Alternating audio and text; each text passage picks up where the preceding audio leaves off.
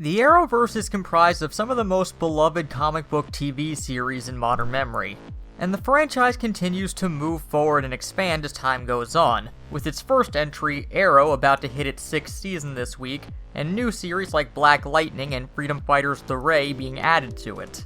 And while it continues to move forward, that doesn't mean it hasn't had some missteps along the way. And today we're gonna count down the top 5 biggest ones. Hey, I'm Tim, and this is Hybrid Top 5. Number 5. Legends of Fire and Ice.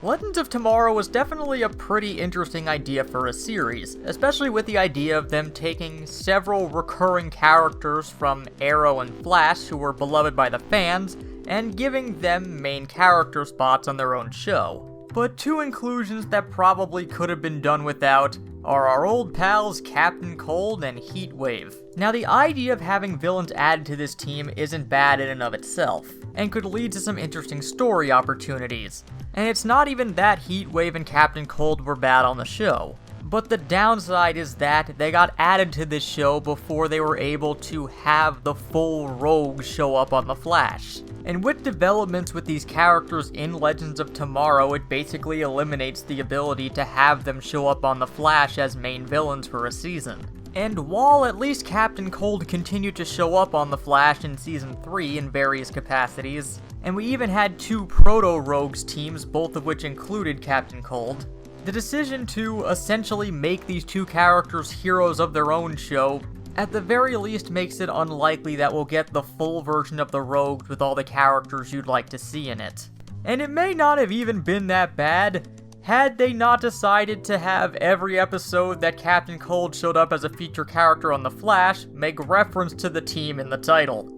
Number 4. Just stronger. A common trope used by lazy writers is to take their character and compare them favorably to a pre-existing character who's well established with their audience. Basically just telling the audience that their character is better or stronger without actually showing much evidence to that regard.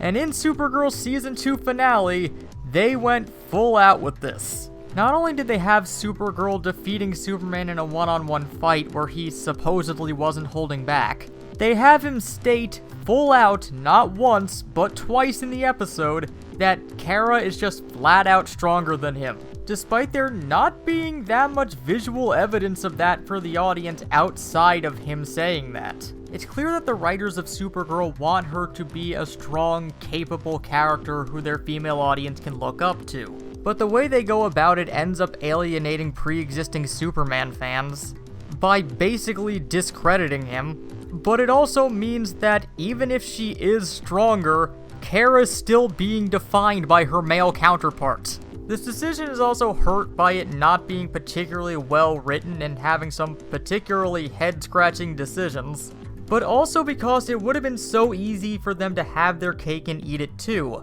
by never giving a direct answer of which one of the two is stronger. That way, the individual members of the audience can choose which of the two they think is stronger, and everybody wins. Number 3.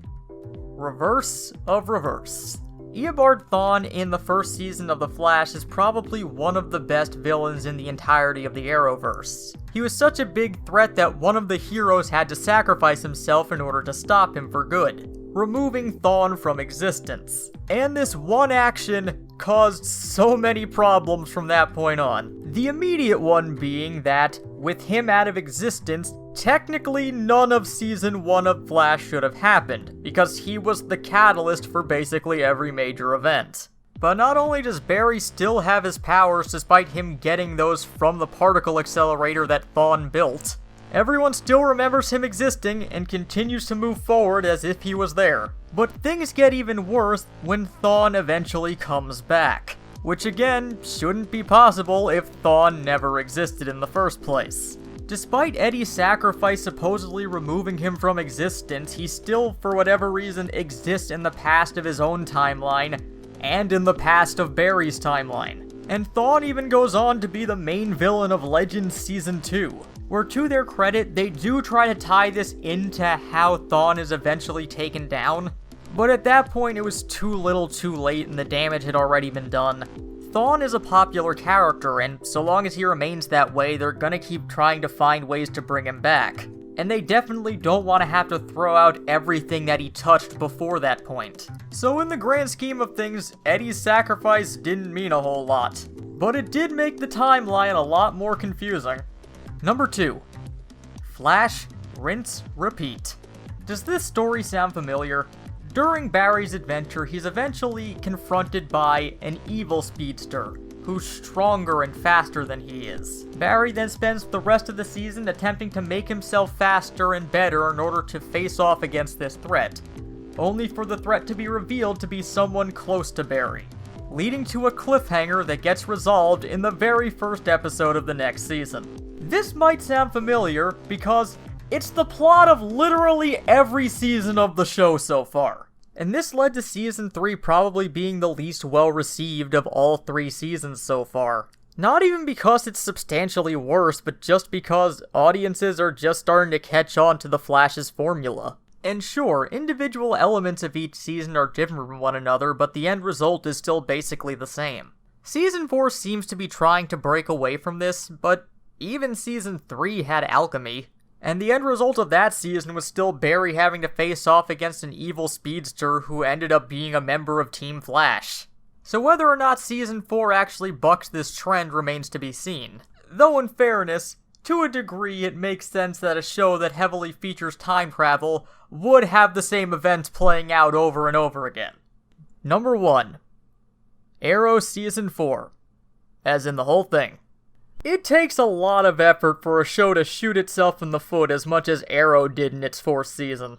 From the heavy focus to Oliver and Felicity's relationship, to having a mystical element in this season that our heroes were unequipped to deal with, to the complete and utter ruination of one of the show's main characters. Almost no decision made in this season worked. While Neil McDonough was fun as Damien Dark, it came across in almost every confrontation that Team Arrow had with him like they were woefully unequipped to deal with him. He was not a villain that fit well into this show at all. It got to the point where Oliver, who to this point had been a fairly grounded hero who fights against enemies with a medieval weapon and martial arts, had to learn magic to combat him.